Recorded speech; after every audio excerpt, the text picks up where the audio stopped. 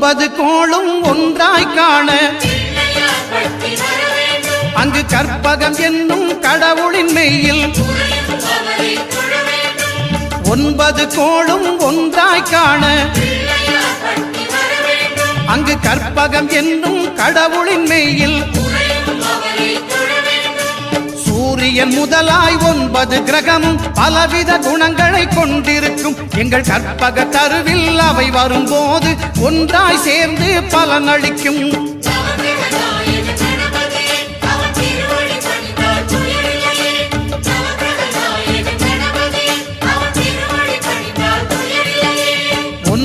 கோளும் ஒன்றாய் காண அங்கு கற்பகம் என்னும் கடவுளின் மெய்யில்